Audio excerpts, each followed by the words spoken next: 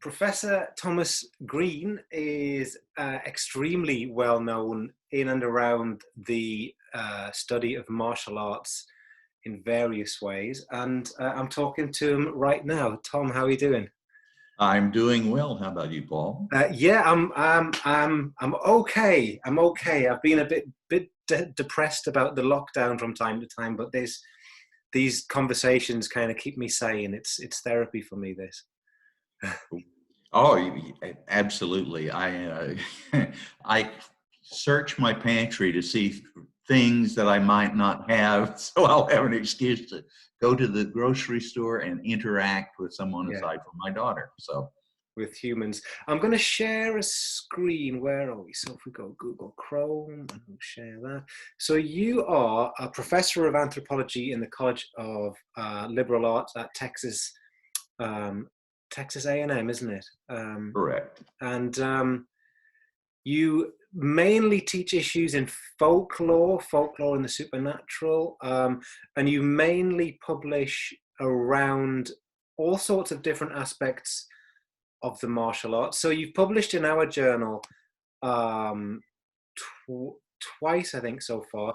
The first time you talked about the 52 hand blocks, the vernacular Afro-American martial art. I'm going to ask you a little bit about that in a minute. And then most recently, you've published something that's possibly a bit more controversial around the 52 hand blocks, sexual dominance and the mother dearest archetype. I'm going to ask you about both of those things. The first thing to ask though is does the 52 hand block exist? Does it? I mean, what's the nature of the evidence we have for this? Originally I encountered it as Jailhouse Rock. Yeah. And ran across an article in one of the popular martial arts magazines that talked about Lethal Weapon, the first Lethal Weapon with Mel Gibson. Yeah. And one of course, there was capoeira in there, there was Brazilian Jiu-Jitsu, but then there was something called Jailhouse Rock. And there was a gentleman there who has since shared with me and given me quite a few bruises and bumps along the way, Dennis Newsom, who was one of the fight choreographers. It triggered several things with me. One was that there had been an article in Black Belt magazine, I guess a decade before, about prison martial arts. And should we have martial arts in prison? And gave a bit of information about something that was not called Jailhouse Rock. It was generally, there was a reference to the penal institution that housed it or spawned it, which caught my attention because at that time I was training in a martial art with a friend who was a prison guard at one of the Texas prison units. And he and I were talking over coffee one day, and he said, the convicts here just they have this weird way of fighting. It's better to look good in it than necessarily be effective. And I said, well, is it like any of the martial arts we've studied, because we had both studied karate, kung fu. And he said, no. And then I said, is it like boxing? And he said, well, some of it is. But he said that he had literally seen convicts drive each other into the ground with overhead punches, clubbing punches like this. Yeah. And so that was the first connection that I made with that. And then as I began researching it more and more, because of Dennis Newsom and other people that I ran into along the way as I was exploring this, I kept coming across little hints of vernacular African American martial art, and was fortunate enough to run into one of my research partners, Joe Spence. Oh yeah. And Joe, as you know, probably is the master historian. Well, I was going to ask you about Joe, because I don't know much of his story, but I was going to ask you a little bit about him, maybe if we had time. Sure, and we can return to that if you like. Yeah. But Joe then began to give me more information, and I met Joe quote, through an online publication that was a history of martial art called Chronos. Oh yeah. And there were references when I was audacious enough in 2000, 2001 to think I could write an encyclopedia of the martial arts. I kept finding gaps. Oh, I never heard of this. Oh, maybe I should explore that. So I contacted Joe about a couple of things. And one of the things that we then began to discuss is this big gap where African and African descended martial arts in the Americas came from. So Joe then began to feed me information on that. And then eventually we collaborated on some works.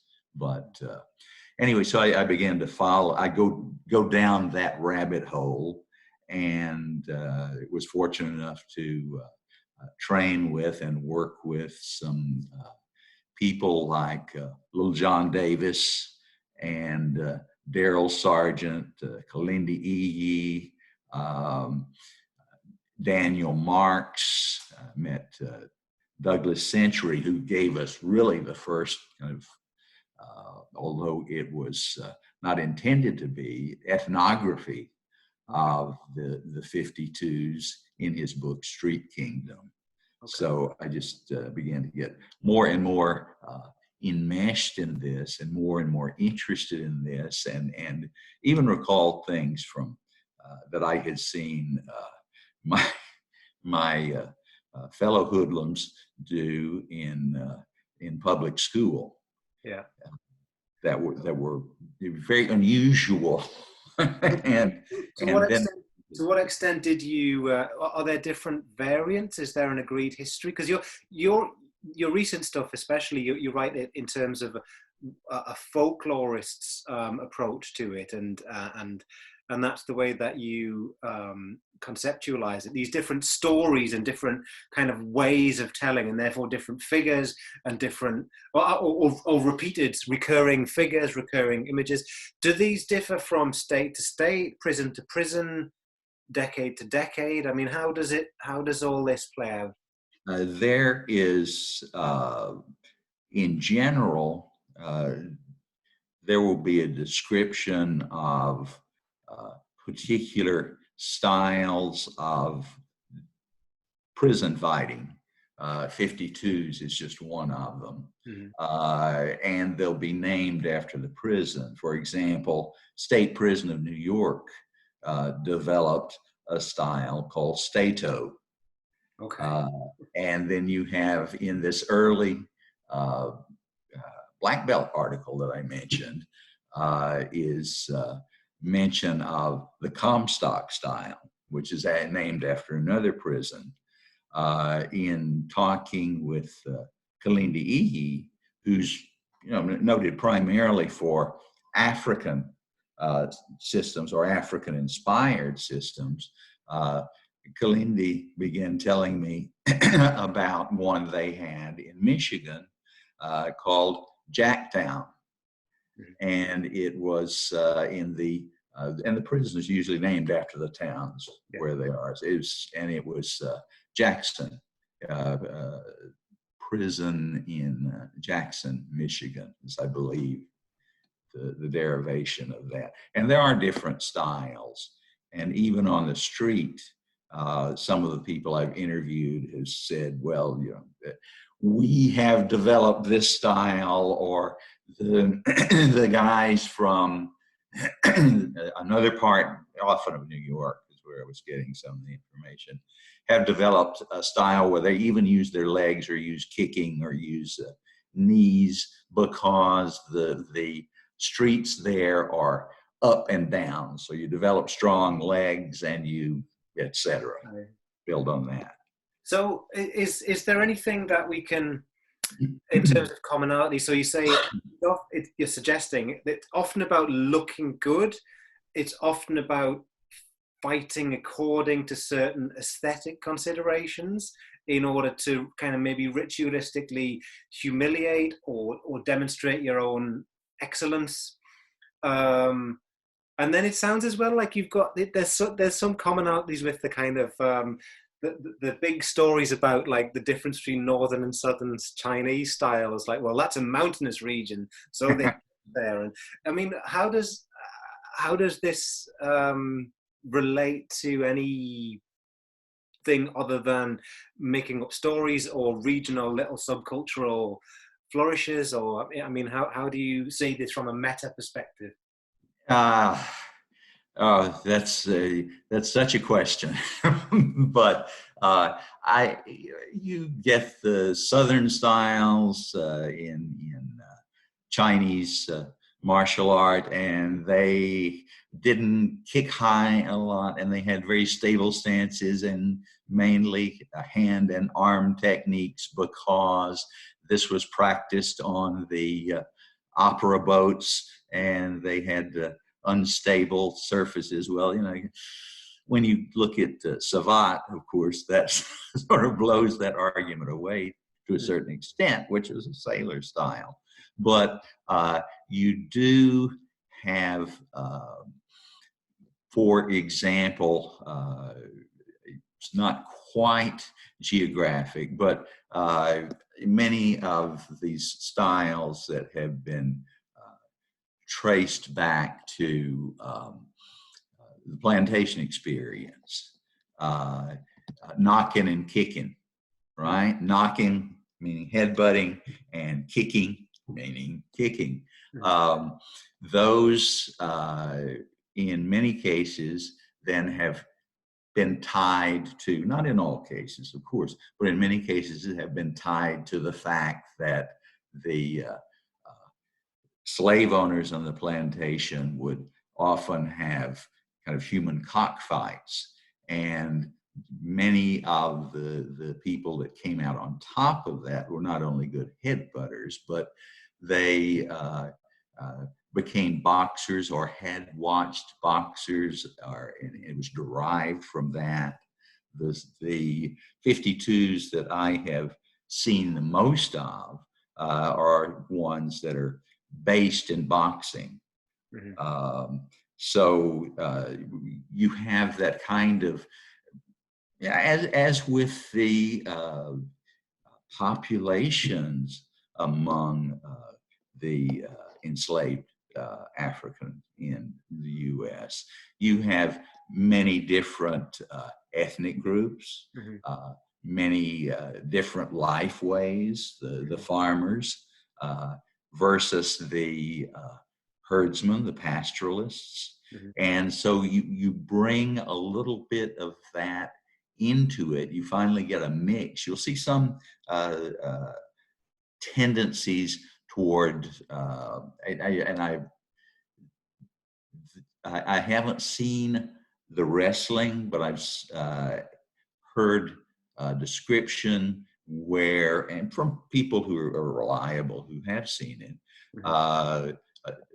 a comparison between the kind of wrestling that you get in the 52s or the vernacular African American martial arts to side hold wrestling, which is popular in some regions of Africa.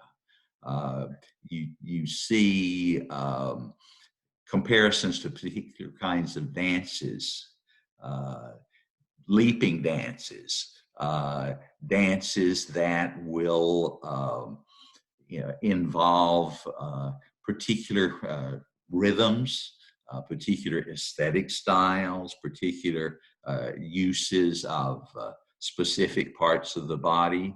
But then when you get that, I guess, melding in the originally the plantation context, Mm-hmm. and then after emancipation, you weren't going to have African Americans moving into the same neighborhood that old Massa was in. Mm-hmm. And even what Dennis Newsom argues is that the prison systems that we had in the U.S., and this is especially true of Texas, I think, were simply continuations of the old plantation system. You had the overseer, and you had the people, the convicts, farming as they had before. And what Dennis would claim is that they brought these knocking and kicking styles into the prisons. They, of course, saw what a sweet move that someone else had and would pick up on it. And also one of the ways of letting off steam and apparently entertaining the guards and the local politicians involved boxing. Mm-hmm. Jack Johnson, one of his, he kind of cut his teeth on these battle royals, which were, harked back to a gladiatorial kind of system where you'd put a bunch of guys in the ring, and whoever came out intact or semi-intact was then the winner. Well, all of those are perpetuations of these older plantation amusements for the overseers. So tell me about the recurrent figure of Mother Dear then. I mean, how did you first get wind of this character or this type? And what do you think is the significance of that?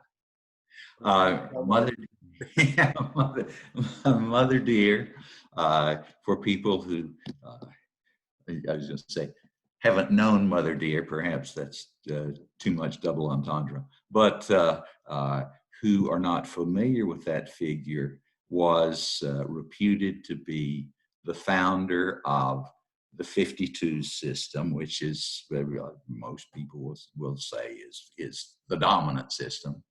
And he was a homosexual, African American, and he was known for, if he was attracted to another one of the inmates, if the inmate didn't submit, he would beat then that chosen partner into submission. You get, as with all folk heroes, you get various descriptions of Mother Dear. Some, Mother Dear is huge and is able to do this. Some, I've had descriptions of him as being very effeminate and even having long polished nails like a woman, and using those nails to vicious effect in his fights.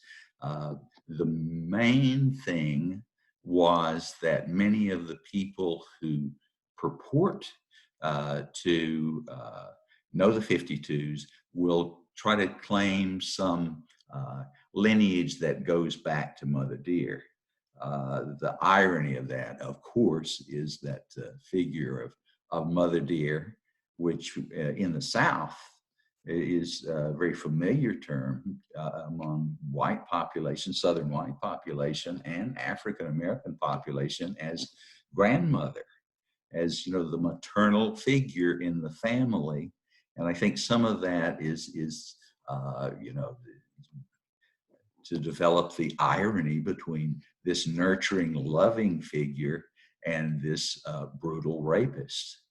Mm. Um, and a figure that is widely spread, especially when people began to hear of the term 52s, which was at the turn of the 21st century.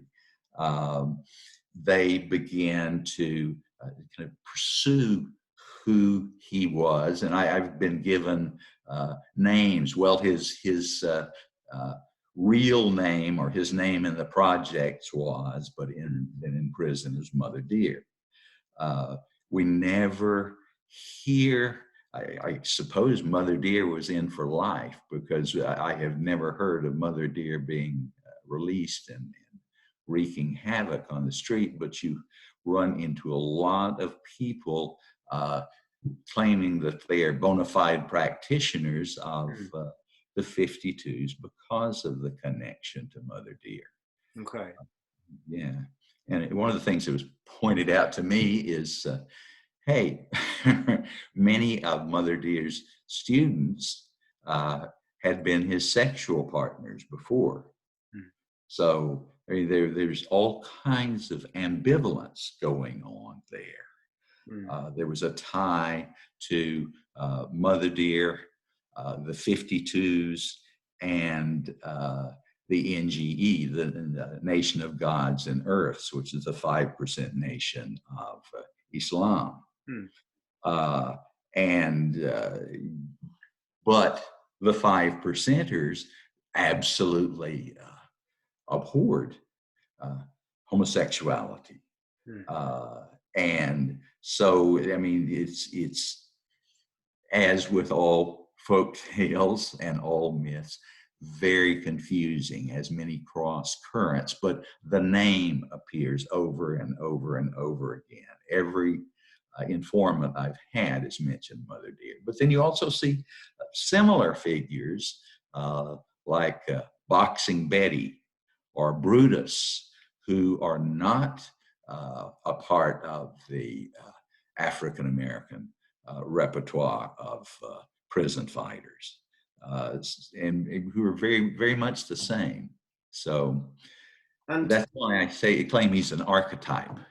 so, as a folklorist, are you more interested in the real biographical characters that made up this figure, or are you more interested in the way that it functions to legitimate or delegitimate, or to?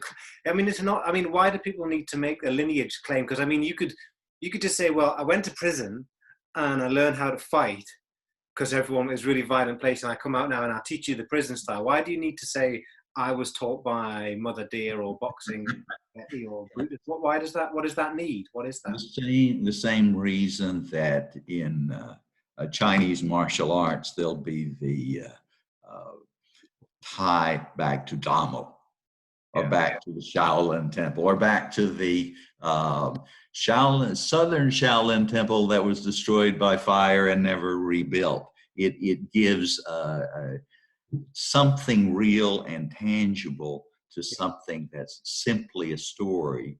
And what I'm really interested in is the agendas. What's the agenda behind this? I don't care whether it's true or not. Yeah. The people who are telling me the stories care very much whether it's true or What not. kind of agendas do you find? Is it literally just legitimacy, status, customers? Yeah, it is. It's legitimacy. As I pointed out in some of the things I've written on the 52s, style, status, social hierarchy are very, very important in this. And I don't hesitate to call it a martial art, although it's not technically. They are very eager for me to accept that, and for other people to accept that, because you can say, well, that's not just a hodgepodge of things. It had an inventor.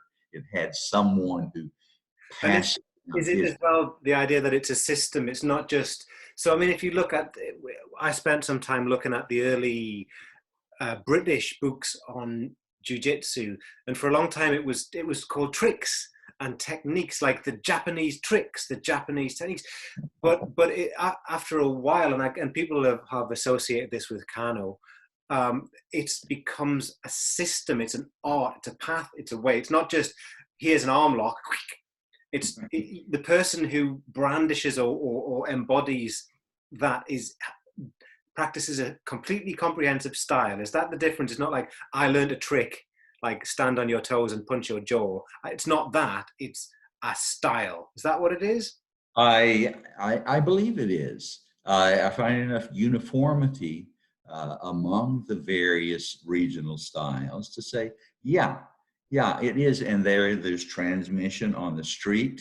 Mm-hmm. There was even, well, there have been several people who've tried to capitalize on this and make it systematic, as you would see with karate or judo or various forms of jiu-jitsu. And if you look at them closely, the more recent ones, you see that basically they're taking their karate style and calling it 52s. Yeah. Okay. There was even one popular online figure who literally took the 52 hand blocks as referring to a series of 52 moves. They're all 52 of them. Okay. Yeah. Okay. Yeah. Okay. And there was one of the videos that he put out that was 52 hand blocks, the first 10 blocks. Okay. They're getting more expensive. That's white belt. That's yellow belt. Is it? That's the yellow belt syllabus. Absolutely, absolutely. But it's what it is. It is effective. One of the things that unifies all of them that I've seen, that they are playing with rhythm. Mm-hmm. And in one of the previous podcasts, I remember the discussion of rhythms and broken rhythms and getting your opponent to follow you in stick fighting. Yeah. And there are those kinds of things with the 52s. And you can see it in certain boxers who have spent time often as kids in a youth facility and come out of that having a particular style that you see in the street forms, and that apparently developed independently. If you remember Archie Moore's armadillo guard, like this, well, Dennis Newsom demonstrates that as one of the guards, one of the moves of the 52s. And you also, within that guard, you have the transitions like this, right, to the L, switch in the L. Yeah. So you have enough of those things that you find in regional adaptation to regional adaptation, to say, all right, there's some things in common there. Is it because they work? Well, yeah, probably. Is it because they look good? Oh, yeah, definitely. There are, you remember Sonny Liston would train to the music of Night Train, and would be jumping rope or punching the punching bag. Da-dun, da-dun, da-dun, da-dun. Dun, dun, dun, dun. Well, if you look at some of the more contemporary African American boxers, you see that rhythm is much more hip hop, and you see that on the street, the rhythms and the way they're playing with them and breaking them up are much more hip hop. I've had some informants tell me, though, that, and this is where you can say it may be like a bag of tricks, because one of my resource persons claimed that they took moves from the old Hong Kong Kung Fu movies. They took moves from boxing. They took moves that their grandmother showed them, where she would take a bottle of hot sauce that she carried with her to season her food, put it on the palm of her hand, slap somebody across the eyes with it. Yeah. So, I mean, that female transmission, I haven't been able to follow very far, but. Well, I was going to ask you about what other things, your website talks about, like, indigenous vernacular martial arts interest you, especially in North America. I mean, what other research trajectories have you had over the last however long? What are the main things that have occupied you over recent decades? Because we always just talk about this, but there must be more things. I know you were planning on going to China. If it hadn't been for the pandemic, that would have been imminent. So, I mean, you weren't going to talk about the 52s in China, were you? You were going to find out. No, not at all. What we were looking at, and this was inspired by my research partner in China, John Guodong.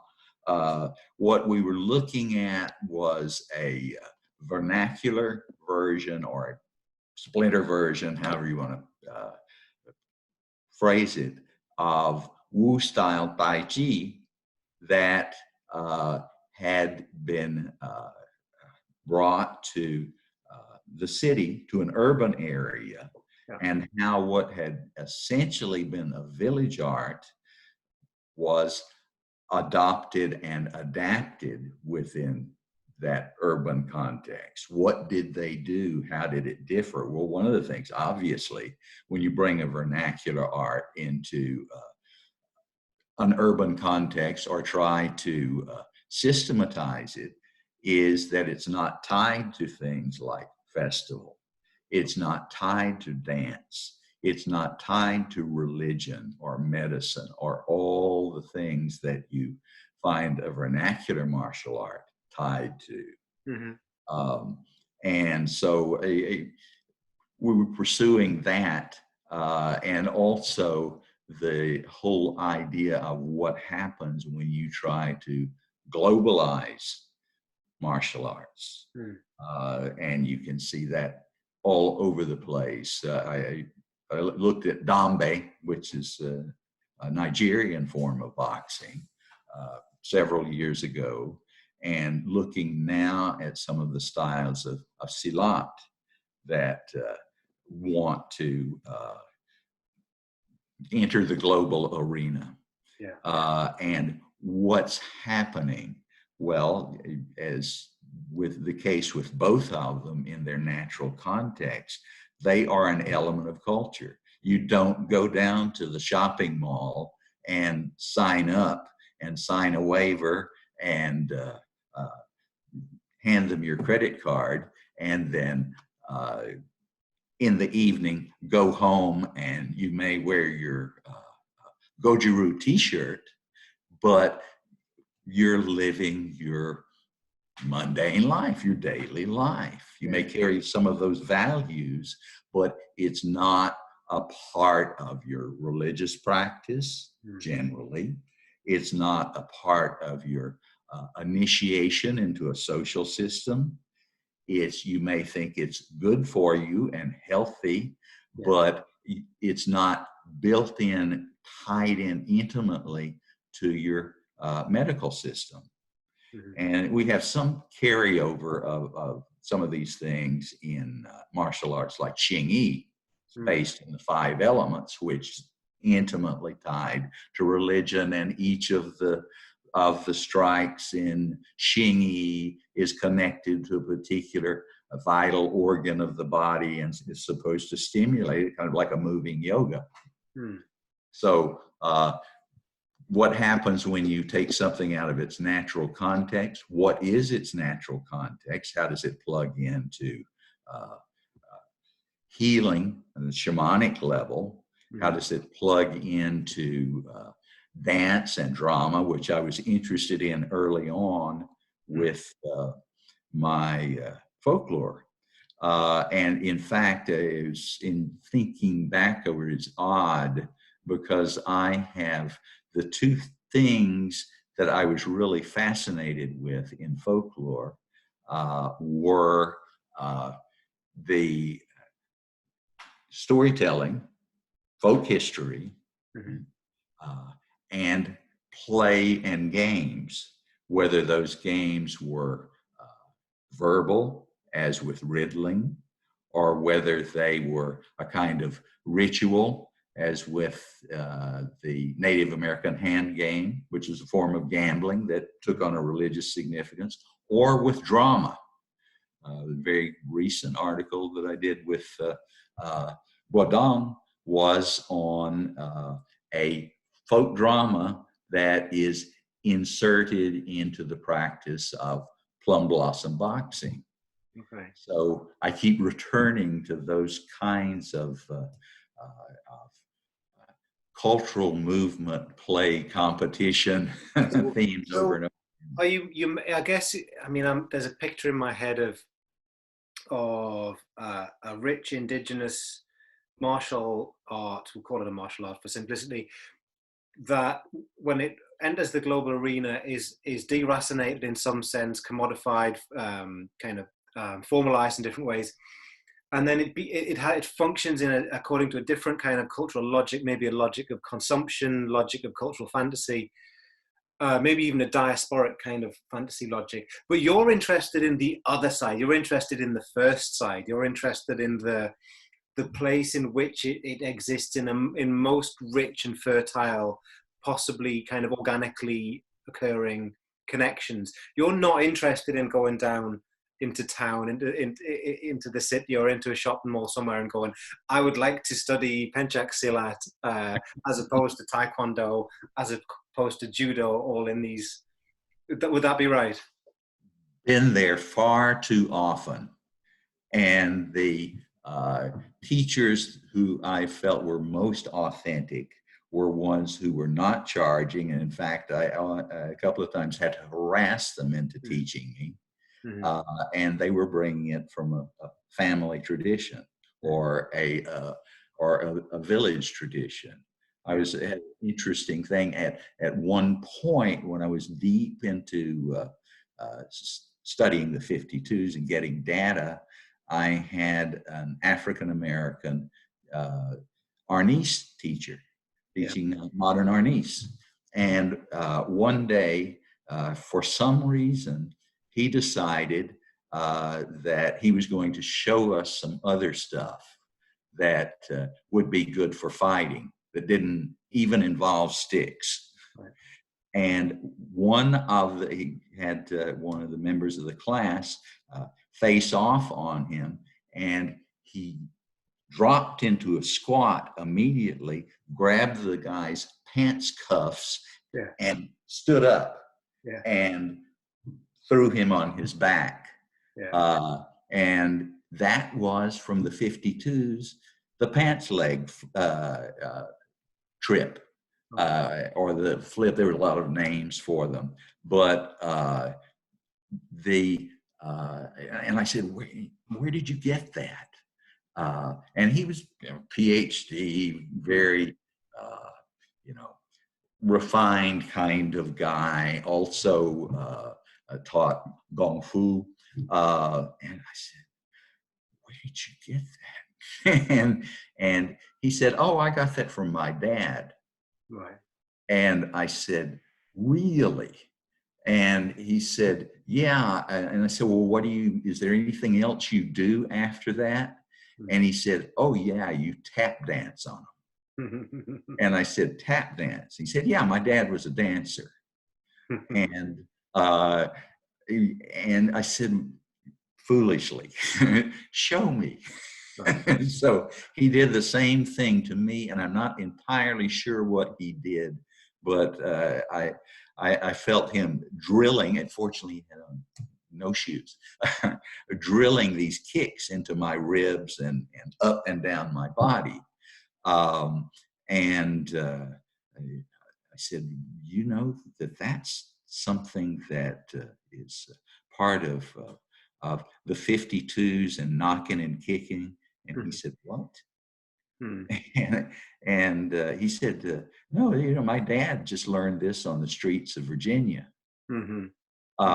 So, there was that Southern connection, but this was its original environment. And he was while he was teaching us the Arnese, said, oh, here, I'm going to give you a little treat. I'm going to show you some extra stuff. And that was one of the things that he selected.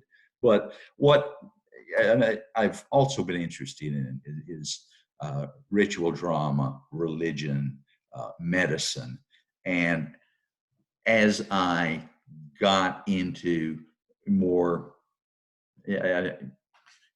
vernacular, I was going to say more genuine, but more vernacular, down home ways of fighting, I saw these connections over and over again to larger systems, larger cultural systems. Okay. Yeah. So you're kind of gradually moving into a kind of semi-retirement now from the university work and from the teaching and so on. Are you still supervising PhDs, or are you taking a back step from that kind of thing now? I have a couple whose committees I'm serving on, and then I have some others who are kind of informal advisees Mm-hmm. when they have to know something about folklore and their major professor doesn't. He or she sends those people to me. So I'm still doing that. I've had a couple of applications over the last year or so of Okay. people who wanted to do the PhD with me, but I've said, yeah, I'm sorry, but I want to go on and do other things. So what's Uh, the next other thing? I mean, are you just going to try and get to China when you can, or are you going to line some other projects up that you can maybe do in to start in lockdown-ish and maybe hopefully go out into the world at the next stage? I am right now co-editing a issue of sustainability online journal on martial arts tourism, Okay. and just mainly selecting people who I knew were well versed on that and Hmm. asking them to contribute. You had Lauren Griffin on earlier, people like that. Yeah. I am thinking maybe it's time to start pulling the disparate pieces of the 52s into 52s as I wrote it originally, plus retrospective, because I see some changes there, and then not necessarily be done with it, but be able to say, okay, now. Yeah. Uh, and as one of the things that I'm working on with my research partner in China, Guangdong, is some of the more mystical, I suppose, but also medical aspects of village plum blossom boxing. For example, there's a legend about the origin of plum blossom boxing that involves a wheelbarrow made of 108 weapons that were smuggled into the village in order to arm the people and teach them plum blossom boxing. Now, 108 is a very important number. It is anyone who's read the water margin knows. And 108 we find throughout the literature and the teachings in Asian traditions. There was an attempt to reconstruct that 108 weapon wheelbarrow, and I think the most they got was about 69. Okay. So we're not talking there about, this is a perfect example of the agendas, we're not talking there about real history. we're talking about history that has an agenda, because the master that was brought in with the 108 weapon wheelbarrow was able to, as I recall, at one point almost duplicate Moses crossing the Red Sea, parting the waters. And so he was a man of power, a shaman, as well as a martial arts master. Looking at some of that with Guodong, looking at some of the transformations, almost an internal alchemy that is practiced with standing meditation. Okay. So I guess moving toward numerology, medicine, and how that plays into martial arts tradition, which is nothing new. It's not groundbreaking. It's a particular tradition. It is. It's a bit of a difference. It's a bit of a move from prison styles, isn't it, to, in North America to go to. I mean, in one sense, it's perfectly consistent.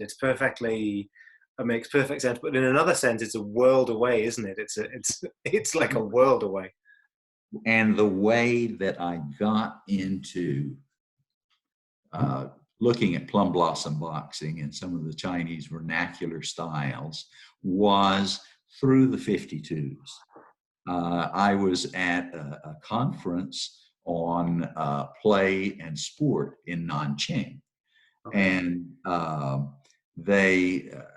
a guy came up to me and said, oh, I saw that you're talking about fighting in America.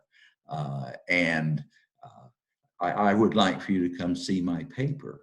It's on May boxing. And it didn't plug into me that the May was plum boxing, plum boxing. Yeah.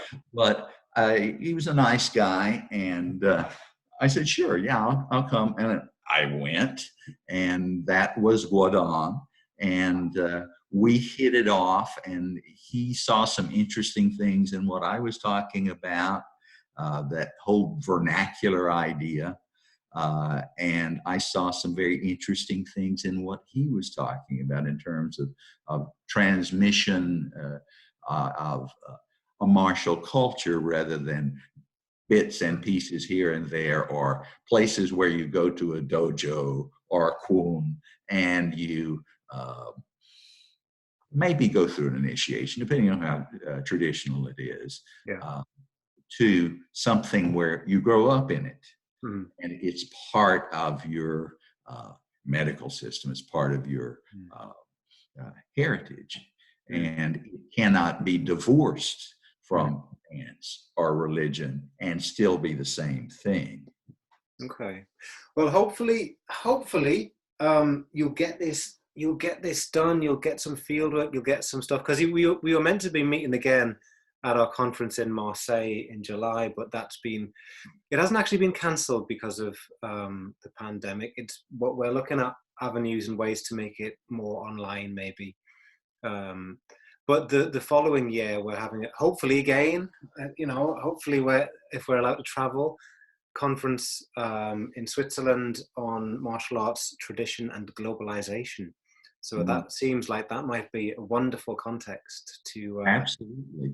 Yeah, it broke my heart when the conference in Marseille was canceled. Whoops. I think I know. God, it's depressing, isn't it? But if that's the biggest problem we have, then we're quite lucky. But Thomas Green, I would like to thank you ever so much for your time. It was great talking to you, and we'll meet again. Oh, thank you very much. I am absolutely certain, Paul.